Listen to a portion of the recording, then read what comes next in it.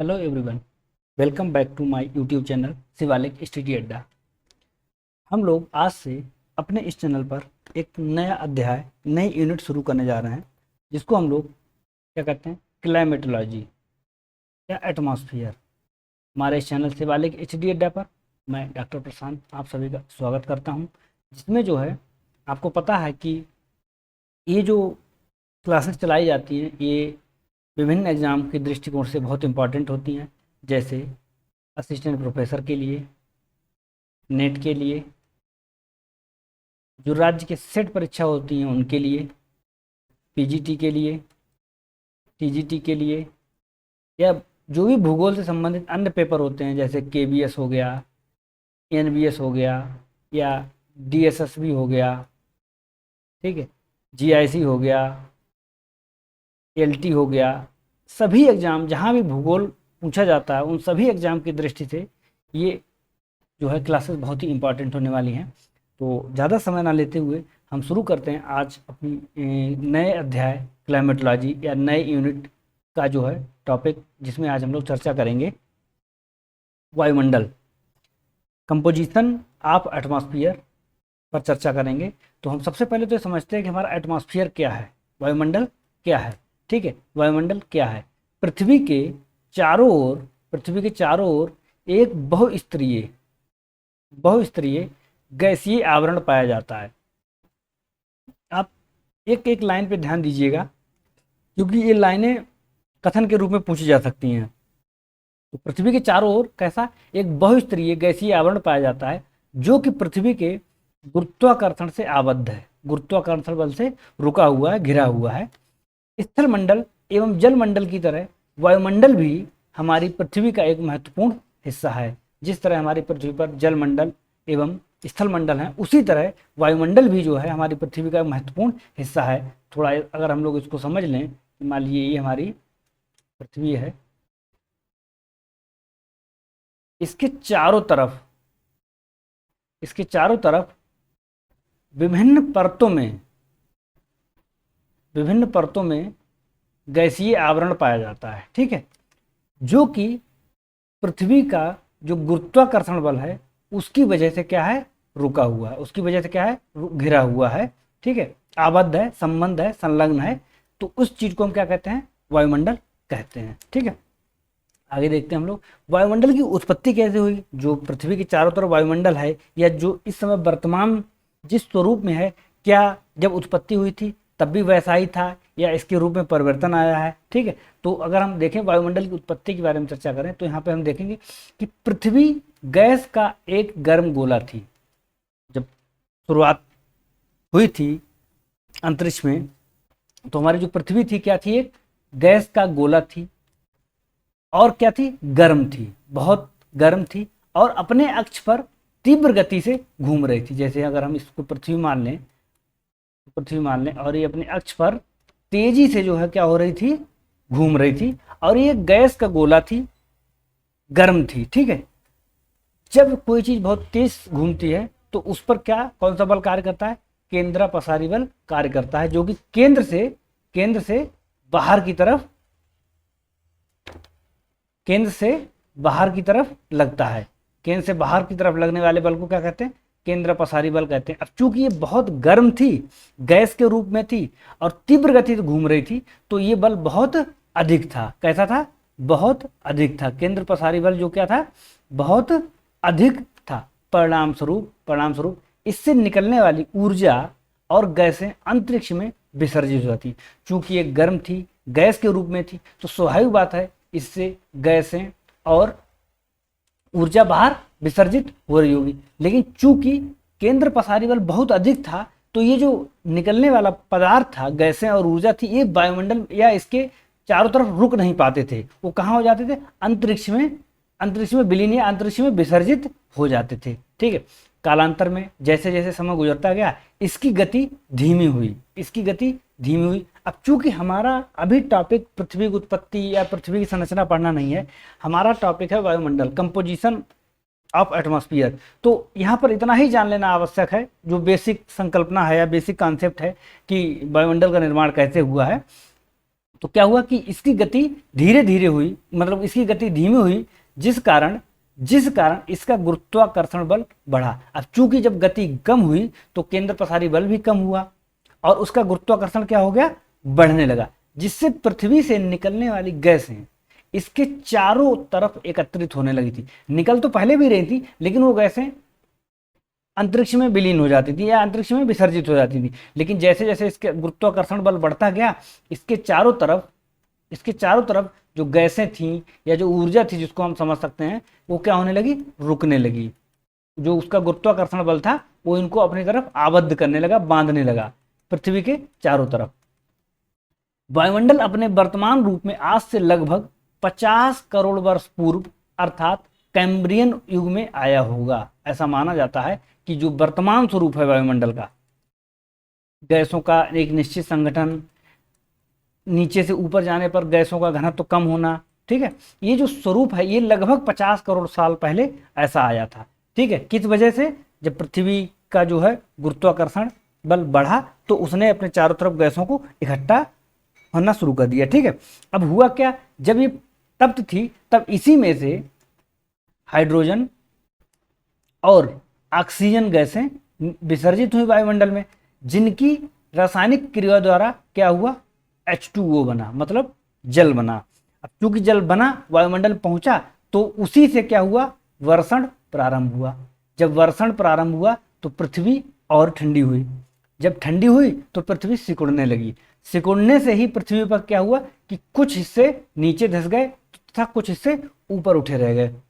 तो जो हिस्से नीचे धंस गए वो समुद्र के रूप में बन गए, जो उठे रह गए वो महाद्वीप के रूप में बन गए। खैर वो दूसरी बात है, लेकिन हमारे जो वायुमंडल की सामान्य उत्पत्ति की जो संकल्पना है वो ऐसे ही है कि पृथ्वी जो है ठंडी हुई और उसके चारों तरफ गुरुत्वाकर्षण बल की वजह से गैसों का जो है एकत्रण होने लगा। ठीक है, तो ये वायुमंडल की उत्पत्ति की बात। आगे हम लोग देखते हैं, ये जो वायुमंडल हमारे चारों तरफ है इसका महत्व क्या है, महत्व क्या है, इसकी जरूरत क्यों है हमें।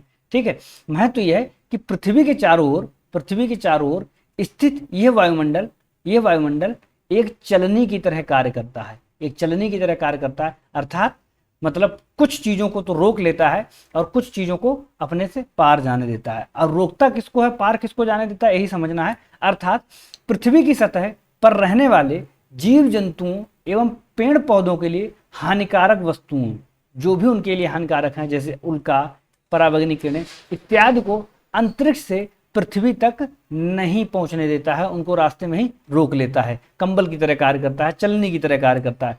जबकि पृथ्वी की सतह पर रहने वाले पेड़ पौधों एवं जीव जंतुओं के लिए लाभकारी वस्तुओं के लिए एक पारदर्शी बन जाता है तथा पृथ्वी को रहने योग्य बनाता है। पृथ्वी को क्या है, रहने योग्य बनाता है। तो पहले ही लिखाया गया है कि जितना इंपॉर्टेंट पृथ्वी पे जलमंडल एवं स्थल मंडल है, उससे भी कहीं ज्यादा महत्वपूर्ण हमारे लिए क्या है, वायुमंडल है। ठीक है, क्योंकि पूरी पृथ्वी पर किसी भी तरह का जीवन यदि संभव है तो वो हमारे वायुमंडल की वजह से है। क्योंकि यदि वायुमंडल ना होता तो ये जो हमने अभी बातें कही हैं, उल्का पिंड ये पृथ्वी पर गिरते, पराबैंगनी किरणें सीधे पृथ्वी पर आ जाती, तो शायद जीवन संभव नहीं हो पाता। लेकिन वायुमंडल की वजह से हमारी पृथ्वी पर जीवन संभव है।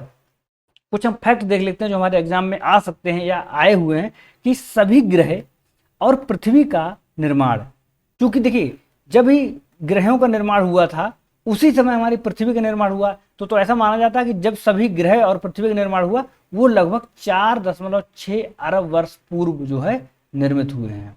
ठीक है, दूसरा है कि पृथ्वी के रेडियोधर्मी तत्वों के आधार पर, अब चूंकि क्या, जब सारे ग्रह उपग्रह सब बन गए तो पृथ्वी पर जो चट्टानों का निर्माण हुआ उनके आधार पर, जो रेडियोधर्मी तत्वों के आधार पर जब उम्र निकाली गई तो पृथ्वी की आयु निकल के आई 3.9 अरब वर्ष पूर्व। ठीक है, हमारे वायुमंडल की जो उत्पत्ति है वो मानी जाती है लगभग 3.2 अरब वर्ष पूर्व हुई है। ठीक है, तो ये कुछ फैक्ट हैं जो कि आपके एग्जाम में पूछे जा सकते हैं। उम्मीद है आपको वायुमंडल क्या है, वायुमंडल का महत्व क्या है और वायुमंडल की उत्पत्ति कैसे हुई, ये बात समझ में आई होगी। आगे हम लोग देखते हैं जो हमारा मेन टॉपिक है, जिससे एग्जाम में बहुत क्वेश्चन पूछे जाते हैं, वायुमंडल का संगठन, वायुमंडल का संगठन, कंपोजिशन ऑफ एटमॉस्फेयर। ठीक है, तो हमारे वायुमंडल में जो है तीन चीज़ें मुख्य रूप से पाई जाती हैं। मुख्य रूप से सबसे सर्वाधिक मात्रा में तो गैसें ही पाई जाती हैं, लेकिन बाकी जो अन्य चीज़ें पाई जाती हैं उनकी भी उपयोगिता बहुत अधिक है। ठीक है, तो हम किसी को नकार नहीं सकते और सबका अध्ययन हमें ये जरूरी है और सबके बारे में जानना जरूरी है। तो जो सबसे पहले हम बात करेंगे किसकी, जो पाए जाते हैं ठोस कण। दूसरा जो क्या है, जल वाष्प, जल वाष्प जो कि परिवर्तनशील होती है। ठीक है, और तीसरी क्या है, गैसें, जो कि सबसे, चूंकि गैसें सबसे पहले लिखना चाहिए था, लेकिन चूंकि हमें गैसों में जो विभिन्न गैसें हैं उनका हमें अलग अलग अध्ययन करना है, इसलिए हमको इनको सबसे लास्ट में लिखा है। क्योंकि सबसे महत्वपूर्ण है, सबसे अधिक मात्रा में है, तो हम इनको सबसे नंबर 1 पे लिख सकते थे, लेकिन चूंकि हमें अलग अलग गैसें पढ़नी, इसलिए हमने इनको तीसरे नंबर पर लिखा है। ठीक है, तो तीन चीज़ों से हमारा वायुमंडल का जो है संगठन हुआ है, तीन चीज़ों से मिलकर हमारा वायुमंडल बना है। उसमें जो सबसे जो है महत्वपूर्ण चीज़ें हैं क्या है, वो हैं गैसें, जलवाष्प और ठोस कण। ठीक है, तो आगे हम लोग देख लेते हैं कि इनका क्या उपयोगिता है। तो सबसे पहले अगर हम बात करें किसकी, ठोस कण, किसकी, ठोस कण। ठीक है, डस्ट पार्टिकल्स या एरोसॉल्स भी बोलते हैं। ठीक है, तो ठोस कण होते क्या हैं, किसको ठोस कण कहते हैं, यहाँ पे लिखा हुआ है कि वायुमंडल में गैस एवं जलवाष्प के अतिरिक्त, गैस एवं जलवाष्प के अतिरिक्त जितने भी कण उपस्थित होते हैं उन सभी को ठोस कण कहा जाता है। जलवाष्प और गैस के अतिरिक्त जितने भी ठोस कण उपस्थित होते हैं उनको क्या कहा जाता है, ठोस कण कहा जाता है। अब चूंकि ये सॉलिड स्टेट में ही मिलते हैं, ठीक है, इनमें क्या क्या चीजें हो सकती हैं उनके बारे में अगर हम देख लें क्या क्या चीजें होती, तो इसमें सबसे नंबर 1 पे अगर हम बात करें तो क्या है, धूल के कण। दूसरा क्या है, राख के कण। तीसरा क्या है, उल्का के बचे हुए कण। चौथा क्या है, पराग कण। क्या है, पराग कण। ठोस कण में ये 4 चीजें शामिल की जाती हैं। ठीक है, दूसरी बात हम ये समझते हैं कि इनके स्रोत क्या है, ये वायुमंडल में कहाँ से पहुंचते हैं। तो वायुमंडल में ठोस कण पहुंचने के 2 स्रोत हैं, पहला प्राकृतिक, दूसरा मानवीय। प्राकृतिक में जो है अगर हम बात करें तो प्राकृतिक में किन किन चीज़ों की वजह से पहुंचते हैं, तो एक तो पहुंचते हैं ज्वालामुखी की वजह से। किसकी वजह से पहुंचते हैं, ज्वालामुखी की वजह से। ठीक है, ज्वालामुखी जब विस्फोट होता है तो उसमें से निकलने वाले धूल कण, राख कणों को ज्वालामुखी जो है बहुत ऊपर तक उछाल देता है, जिनको हवा अपने साथ ऊपर तक ले जाती है और ये वायुमंडल में पहुंच जाते हैं। ठीक है, ये भी एक प्राकृतिक स्रोत है। दूसरा स्रोत है हमारा साइक्लोन। क्या, चक्रवात। ठीक है, साइक्लोन आपको पता है कि उष्णकटिबंधीय क्षेत्र में जो है मरुस्थल हैं, वहाँ बालू पाई जाती है। ठीक है, जब हवा तेज चलती है, ऐसे घूमते हुए हवा चलती है, तो ये अपने साथ वायुमंडल में धूल कण को पहुंचा देती है। तीसरा जो वायुमंडल में ठोस कण का प्राकृतिक कारण है वो है जो है उल्का धूल। क्या है, उल्का धूल। उल्का धूल क्या होता है कि उल्का पिंड में घर्षण की वजह से, जब भी वायुमंडल में प्रवेश करता है कोई उल्का पिंड, तो घर्षण की वजह से वह क्या हो जाता है, उसके कण टूट जाते हैं, जो कि वायुमंडल में फैल जाते हैं। ठीक है, तो ये प्राकृतिक कारण है जिनकी वजह से वायुमंडल में ठोस कण पहुंचते हैं। इसके अलावा मानवीय कारण बहुत ज़्यादा हैं। ठीक है, हम थोड़ा थोड़ा बता दे रहे हैं, जैसे परिवहन। ठीक है, अब परिवहन आपको पता है कि लगातार विकसित मानव जो है, आर्थिक मानव परिवहन के साधनों का इस्तेमाल कर रहा है, जिसकी वजह से ठोस कण जो है वायुमंडल में पहुंच रहे हैं धूल के रूप में। दूसरा है औद्योगिक या उद्योग धंधे, ऊंची ऊंची चिमनियों से निकलने वाले धुएं के साथ जो है ऊपर पहुंच रहे हैं। माइनिंग मतलब खनन। ठीक है, पहाड़ों को जो है उड़ा दिया जा रहा है डायनामाइट लगा करके। सैटेलाइट जब लॉन्च करते हैं हम लोग, तब भी जो है बहुत सारे धूल कण वायुमंडल में पहुंचते हैं। परमाणु परीक्षण भी जो है मानवीय स्रोत है। इसके अलावा कृषि कार्य में एक है जिसको हम लोग कहते हैं थ्रेसिंग, मतलब जब हम लोग गेहूं या चना या धान को जब मशीन से अलग करते हैं तो बहुत ज़्यादा धूल उड़ती है और वो सारे जो है धूल हमारे वायुमंडल में चली जाती है। ठीक है, तो ये ठोस कणों के जो है कुछ प्रमुख स्रोत हैं। दूसरा अगर हम बात करें इनका, ठीक है, तो ये इनका डिस्ट्रीब्यूशन क्या है हमारे वायुमंडल में, किस तरह पहुंचते हैं। तो आपको पता है कि जो मोटे कण होते हैं, वो सतह के नजदीक रहते हैं। जो उनसे हल्के पतले कण होते हैं, महीन कण, वो ऊपर की तरफ स्थित होते हैं। ठीक है, तो इस तरह कुछ हो जाता है कि सतह के नजदीक मोटे एवं भारी कण और ऊपर हल्के कण। ठीक है, आप यहां पढ़ेंगे तो देखेंगे क्या लिखा है, वायुमंडल में बढ़ती ऊंचाई के साथ उनकी मात्रा घटती जाती है। स्वाभाविक बात है, हवा जितना ऊपर तक उड़ा के लेके जाएगी तो भारी कण छूटते जाएंगे और हल्के कण ही ऊपर जा पाएंगे, तो ऊपर जाने पर उनकी मात्रा क्या हो जाएगी, घटती जाएगी। ऊंचाई के साथ साथ इनकी मात्रा घटती एवं इनकी सघनता निचले वायुमंडल में अधिक पाई जाती है। ठोस, भारी और बड़े कण जो है नीचे वायुमंडल रहते हैं, उनकी सघनता अधिक पाई जाती है। ये ठोस पदार्थ वायुमंडल में लटके रहते हैं तथा सूर्य से आने वाले प्रकाश का प्रकीर्णन करते हैं। सूर्य से आने वाले प्रकाश का क्या करते हैं, प्रकीर्णन करते हैं। ठीक है, आगे क्या है, ये ठोस कण आर्द्रता ग्राही नाभिक का कार्य करते हैं, जिससे कोहरा एवं बादलों का निर्माण होता है तथा संघनन एवं वर्षा भी होती है। सामान्यतः वायुमंडल में ठोस कण ऐसा लगेगा जैसे कुछ इनका उपयोग नहीं है, लेकिन यदि ठोस कण ना हो तो ये सारी घटनाएं भी घटित ना हो, जैसे प्रकीर्णन हो गया, ठीक है, विसरण हो गया, विसरण हो गया, और क्या बताया कि आर्द्रता ग्राही नाभिक, वर्षा जैसी महत्वपूर्ण चीज वो भी घटित नहीं होगी यदि वायुमंडल में ठोस कण नहीं होंगे। क्योंकि वर्षा होने के लिए जब संघनन की क्रिया होती है तो संघनन इन्हीं ठोस कणों के चारों तरफ जल का जो है जमाव होता है, जो कि वर्षा की एक बूंद बनती है। तो ठोस कण का वायुमंडल में होना बहुत जरूरी है। अब चूंकि इनकी मात्रा घटती या बढ़ती है तो हमारे वायुमंडल में प्रभाव पड़ेगा। जैसे इनकी मात्रा बढ़ेगी ठोस कणों की तो ग्लोबल वार्मिंग हो सकती है। ठीक है, वर्षा की मात्रा बढ़ सकती है, क्योंकि नाभिक कण अधिक मिलेंगे तो वर्षा अधिक होगी। ठीक है, सांस लेने में प्रॉब्लम हो सकती है, और प्रकाश संश्लेषण की प्रक्रिया को ये बाधित कर देता है, क्योंकि पत्तियों पर, पौधों की पत्तियों पर धूल का जब जमा हो जाता है तो प्रकाश संश्लेषण की प्रक्रिया बाधित हो जाती है। तो बहुत सारे, और ठोस कण होने का एक एक फायदा ये भी है, विसरण जिसको हम कहते हैं। देखिए, आपने कभी कभी महसूस किया होगा कि सूर्य निकलने से पहले और सूर्यास्त होने के बाद भी हमें चीजें दिखने लगती हैं, वो भी इसी की वजह से होता है, धूल कणों की वजह से, क्योंकि प्रकाश टकरा के क्या हो जाता है, विसरित हो जाता है एक दूसरे की तरफ ऐसे। या फिर इसका एक बढ़िया उदाहरण है कि अगर आप देखेंगे कि कमरे के अंदर लाइट बंद है फिर भी हमें चीजें दिख जाती हैं, वो भी किसकी वजह से दिखती हैं, विसरण की ही वजह से दिखाई देती हैं, चूंकि हमारे वायुमंडल में धूल कण या ठोस कण मौजूद है। ठीक है, आगे हम लोग देखते हैं जल वाष्प। किसकी बात करेंगे हम लोग, जल वाष्प। ठीक है, वाटर वेपर। गैसीय अवस्था में, जैसे ठोस का ठोस अवस्था में थे, वैसे ही जो जल वाष्प होती है वो किस अवस्था में होती है, गैसीय अवस्था में होती है। गैसीय अवस्था में वायुमंडल में मौजूद जल की मात्रा, जल की ही मात्रा है, लेकिन वो किस अवस्था में है, गैसीय अवस्था में है, की मात्रा जल वाष्प कहलाती है, जिसमें कि गुप्त ऊष्मा का होना जरूरी है। जल की वह मात्रा जो गैसीय अवस्था में हो, किस अवस्था में हो, गैसीय अवस्था में हो, और उसमें गुप्त ऊष्मा हो, तो उसको हम लोग क्या कहेंगे, जल वाष्प कहेंगे। विभिन्न प्राकृतिक स्रोतों से, विभिन्न प्राकृतिक स्रोतों एवं मानवीय स्रोतों से वाष्पीकरण के द्वारा एवं बाष्पोत्सर्जन की क्रिया के द्वारा माध्यम से जल वाष्प वायुमंडल में पहुंचती है। ठीक है, वायुमंडल में पहुंचती है। वायुमंडल में इसकी मात्रा परिवर्तित होती रहती है।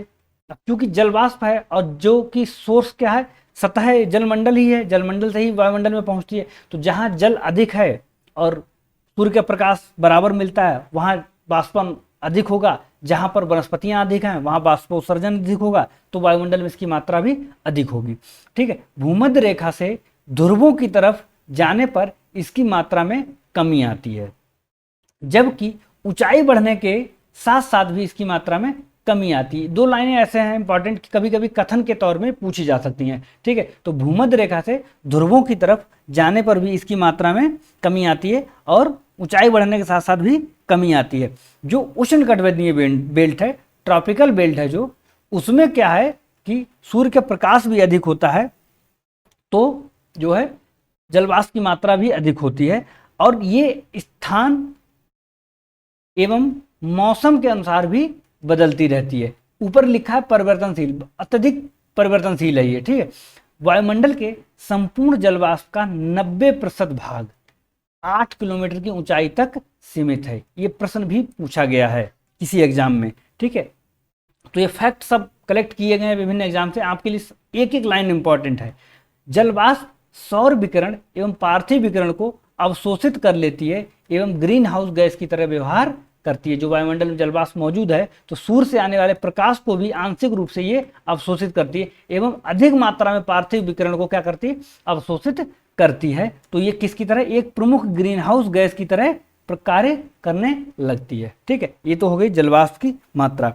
आगे हम लोग देखते हैं जो हमारा तीसरा प्रमुख कंपोजिशन है वायुमंडल में, वो है क्या, सबसे महत्वपूर्ण क्या, गैसें। ठीक है, अब चूंकि गैसों का जो है ये प्रतिशत सभी लोगों ने पढ़ा हुआ है, लेकिन इंपॉर्टेंट है, एग्जाम में पूछा जाता है। नाइट्रोजन 78%, ऑक्सीजन 20.9% और आर्गन 0.93%। इनको क्या कहा जाता है, स्थिर गैसें कहा जाता है। स्थिर गैसें कहा जाता है, याद रखिएगा आप लोग, नाइट्रोजन, ऑक्सीजन और आर्गन, इनकी मात्रा देख रहे हैं निश्चित है। ठीक है, तो ये क्या कह रहे हैं, स्थिर गैसें इनको कहा जाता है। बाकी ये जो है कार्बन डाइऑक्साइड हो गया, नियॉन हो गया, हीलियम हो गया, ओजोन हो गया, हाइड्रोजन, इनको अस्थिर गैसें कहा जाता है। क्या कहा जाता है, अस्थिर गैसें कहा जाता है। ठीक है, आपको अब सिर्फ नाइट्रोजन, ऑक्सीजन, आर्गन ही परसेंटेज में नहीं याद करना है, इन जो बहुत कम मात्रा में गैसें पाई जा रही इनका भी मात्रा आपको याद रखनी पड़ेगी, क्योंकि एग्जाम में ऐसे विकल्प दे रहा है जो कि एक प्रश्न को टफ बना देते हैं, उसमें ऐसे छोटे वाली जिनकी मात्रा उनका दे देता है। ठीक है, तो आप इनको रट लीजिएगा, नोट्स बना लीजिएगा, हालांकि सभी किताबों में उपलब्ध है ये, लेकिन फिर भी आप एक बार देख लीजिएगा। ठीक है, आगे हम लोग देखते हैं oxygen, nitrogen, argon, carbon dioxide, hydrogen, neon, helium, krypton तथा जेनन। इस सभी गैसों में नाइट्रोजन तथा ऑक्सीजन प्रमुख हैं। इस संपूर्ण वायुमंडल के 98% भाग का निर्माण करती हैं आयतन की दृष्टि से। ठीक है, आप यहां से देख सकते हैं 20 तो ये हो गया, 78 ये हो गया, तो 98 तो ऐसे ही हो गया। 98% हिस्सा वायुमंडल का जो है सिर्फ नाइट्रोजन एवं गैसें आयतन की दृष्टिकोण से कवर करती हैं। ठीक है, अब हम एक एक गैस पे प्रकाश डाल लेंगे जो कि हमारे एग्जाम के लिए भी इंपॉर्टेंट है और विभिन्न परीक्षाओं में पर्सनल एक एक गैस से कई प्रश्न पूछे गए हैं। ठीक है, तो सबसे पहले हम लोग किसको देखते हैं, सबसे पहले देखेंगे नाइट्रोजन को। सबसे पहले देखते हैं नाइट्रोजन, इसका जो रासायनिक सूत्र होता है वो क्या है, N है, और इसकी जो मात्रा है वो 78.1% है। ठीक है, नाइट्रोजन कैसी है, स्थिर एवं भारी गैस है, स्थिर एवं भारी गैस है, वायुमंडल में सर्वाधिक मात्रा में पाई जाती है, सभी जीवधारियों के लिए महत्वपूर्ण है। बात याद रखिएगा, ये कथन में पूछ देता है, सभी जीवधारियों के लिए महत्वपूर्ण है, लेकिन जीवित जीव इसे प्रत्यक्ष रूप से ग्रहण नहीं कर सकते हैं। वायुमंडल में सर्वाधिक मात्रा में मौजूद होने के बावजूद भी कोई भी जीवित जीव इसे प्रत्यक्ष रूप से ग्रहण नहीं कर सकता है। इवन वृक्ष भी प्रत्यक्ष रूप से नाइट्रोजन का ग्रहण नहीं करते हैं, नाइट्रोजन को ग्रहण नहीं करते हैं। तो फिर नाइट्रोजन हमारे वायुमंडल से हमें कैसे प्राप्त होती है, इसको समझने के लिए हम थोड़ा सा यहाँ पर नाइट्रोजन साइकिल का जो है, नाइट्रोजन साइकिल को हम लोग थोड़ा सा समझ लेंगे, बहुत ज़्यादा लंबा नहीं करेंगे क्योंकि नाइट्रोजन साइकिल अलग टॉपिक है, लेकिन थोड़ा समझ लेते हैं। वायुमंडल में किस मात्रा में मौजूद है, 78% रूप में, गैस के रूप में ये मौजूद है। ठीक है, हमारे पृथ्वी पर कुछ पौधे जिनको हम लोग दलहनी पौधे कहते हैं, क्या कहते हैं, दलहनी पौधे कहते हैं, इनकी पौधों की जड़ों में एक बैक्टीरिया पाया जाता है जिसको हम लोग कहते हैं राइजोबियम बैक्टीरिया। ठीक है, वायुमंडल की नाइट्रोजन को ये बैक्टीरिया इन पौधों की जड़ों के माध्यम से इस मृदा में फिक्स कर देता है। किस में फिक्स कर देता है, मृदा में फिक्स कर देता है, राइजोबियम बैक्टीरिया। इस घटना को कहा जाता है नाइट्रोजन फिक्सिंग। क्या कहा जाता है, नाइट्रोजन फिक्सिंग। ठीक है, नाइट्रोजन फिक्सिंग। अब चूंकि इस बार दलहनी के अलावा हम कोई जैसे गोही, गेहूं है या कोई अन्य फसल को उगाएंगे तो वो पौधे इस नाइट्रोजन को ग्रहण कर लेंगे, और जब हम इसको ग्रहण कर लेंगे तो वो जीव उसका जब उसको ग्रहण करेंगे तो जीवों में पहुंच जाएगी। या जो बड़े पेड़ हैं वो भी जब नाइट्रोजन लेते हैं और अंत में जब जलाए जाएंगे तो किस रूप में, नाइट्रोजन ऑक्साइड के रूप में, नाइट्रोजन ऑक्साइड के रूप में जो है वायुमंडल में छोड़ देंगे। अब नाइट्रोजन ऑक्साइड जब जल के साथ क्रिया करती है तो किसका निर्माण कर देती है, नाइट्रिक ऑक्साइड का, नाइट्रिक ऑक्साइड का। और नाइट्रिक ऑक्साइड आपको पता है, नाइट्रिक ऑक्साइड वर्षा में घुलकर जब नीचे गिरता है तो उसको ही हम लोग क्या कहते हैं, एसिड रेन कहते हैं। ठीक है, तो नाइट्रोजन जो है मृदा में पहुंचती है, मृदा से वनस्पतियों में पहुंचती है, वनस्पतियों को हम लोग ग्रहण करते हैं। और कैसे पौधे जो मृदा में नाइट्रोजन को स्थिरीकरण करते हैं फिर उनको क्या कहा जाता है, दलहनी पौधे या लेगुमिनस प्लांट कहा जाता है। ठीक है, इस तरह से नाइट्रोजन चक्र पूरा हो जाता है, मृदा में पहुंचता है, मृदा से फिर वायुमंडल में पहुंचता है और ऐसे चक्र चलता रहता है नाइट्रोजन साइकिल का। तो सभी जीवधारियों के लिए इंपॉर्टेंट है, लेकिन कोई भी जीवधारी वायुमंडल से नाइट्रोजन को इकट्ठा नहीं कर सकता या नहीं ले सकता, वो इस तरह से नाइट्रोजन का इस्तेमाल करता है। ठीक है, आगे हम लोग देखते हैं। अगली हमारी जो महत्वपूर्ण गैस है वो क्या है, ऑक्सीजन। ऑक्सीजन क्या है, एक सक्रिय गैस है। ऑक्सीजन क्या है, एक सक्रिय गैस है और 20.9% इसका जो है वायुमंडल में हिस्सा है। प्रकाश संश्लेषण प्रक्रिया के दौरान इसका निर्माण स्वपोषित हरे पौधे एवं फाइटोप्लैंक्टन द्वारा इसका निर्माण करते हैं। जो प्रकाश संश्लेषण की प्रक्रिया होती है इसमें जो पौधे या जो फाइटोप्लैंक्टन है वो क्या, कार्बन डाइऑक्साइड की उपस्थिति में जो है प्रकाश संश्लेषण की प्रक्रिया करते हैं और ऑक्सीजन को क्या करते हैं, निर्मुक्त करते हैं, विमुक्त करते हैं, निर्मुक्त करते हैं। ठीक है, श्वसन के लिए आवश्यक एवं प्राणदायी गैस है। सभी जीवधारी श्वसन में ऑक्सीजन को ग्रहण करते हैं। ठीक है, तो श्वसन के लिए आवश्यक प्राणदायी गैस है। जीवाश्म ईंधनों को जलाने में सहायक है, जीवाश्म ईंधनों को जलाने में सहायक। यदि ऑक्सीजन गैस नहीं हो तो जलेंगे नहीं। आणविक ऑक्सीजन सामान्यतः निचले वायुमंडल में 60 किलोमीटर तक पाई जाती है, 60 किलोमीटर तक पाई जाती, जबकि विघटित ऑक्सीजन आणविक ऑक्सीजन परत के ऊपर 60 किलोमीटर से अधिक ऊंचाई तक पाई जाती है। वायुमंडल से, सतह से अगर हम ऊपर जाएंगे तो 60 किलोमीटर तो ये ऑक्सीजन O2 के रूप में मिलेगी, लेकिन 60 किलोमीटर के बाद ये विघटित रूप में पाई जाती है, O रूप में पाई जाती है। ठीक है, तो फैक्ट हैं सारे, आप याद कर लीजिएगा। इसके बाद जो तीसरी इंपॉर्टेंट गैस है हमारे वायुमंडल में उसको हम क्या कहते हैं, कार्बन डाइऑक्साइड CO2, जिसकी जो है मात्रा 0.03% है। ठीक है, ये भी ये क्या है, एक परिवर्तनशील गैस है। प्रमुख ग्रीन हाउस गैस है, सौर्यिक विकिरण के लिए पारदर्शी जबकि पार्थिव विकिरण के लिए अपारदर्शी है। ठीक है, हमारी पृथ्वी के चारों तरफ CO2 मौजूद है। जब सूर्य का विकिरण आता है उसको तो ये पृथ्वी तक पहुंचने देती है, और जब पृथ्वी गर्म होकर के वापस पार्थिव विकिरण करती है उसको क्या कर लेती है, CO2 अवशोषित कर लेती है। तो प्रमुख ग्रीन हाउस गैस है।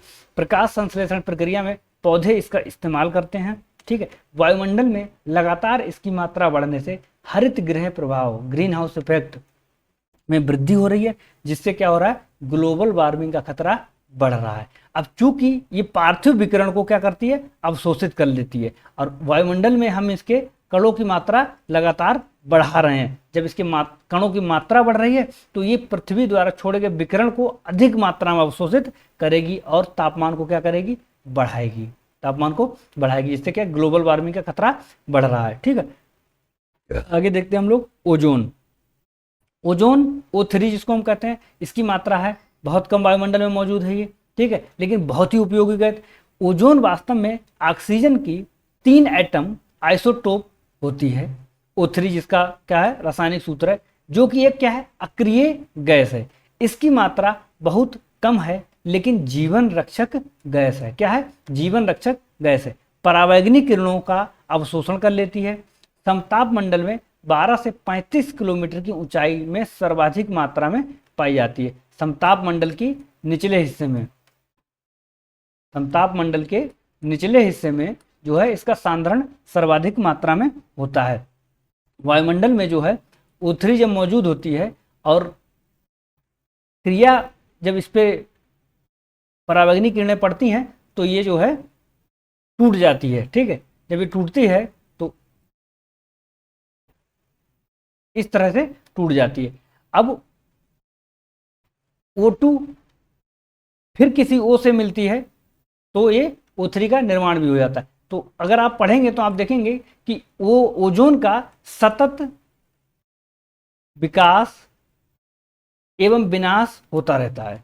ठीक है, अब चूंकि बात यह है कि मानवीय कार्यों के द्वारा वायुमंडल में ऐसी चीजें अधिक पहुंचाई जा रही हैं जिससे इसका विनाश तेजी से हो रहा है, उतनी तेजी से इसका विकास या इसका निर्माण नहीं हो पा रहा है। इसलिए ओजोन छिद्र जैसी समस्याओं का हमें सामना करना पड़ रहा है। ठीक है, उम्मीद करता हूं आपको आज हमारा ये जो टॉपिक है वायुमंडल का संगठन, वो जो है बहुत अच्छे से समझ में आया होगा और आपके आने वाले सभी एग्जाम के लिए ये टॉपिक बहुत ही इंपॉर्टेंट है। कोई ऐसा एग्जाम बचता ही नहीं है, हालांकि सरल है, सभी लोगों का प्रश्न सही हो जाता है, लेकिन फिर भी हमारा ये प्रयास है कि आपसे कोई गलती ना हो। ठीक है, और आप इसको पूरा अंत तक देखिएगा। अगला हमारा टॉपिक होगा वायुमंडल की संरचना। ठीक है, उम्मीद करते हैं कि आपको वीडियो पसंद आएगी, और यदि आपको हमारी वीडियो पसंद आती है तो हमारे चैनल को सब्सक्राइब कीजिए तथा हमारी वीडियो को शेयर कीजिए। बहुत बहुत धन्यवाद।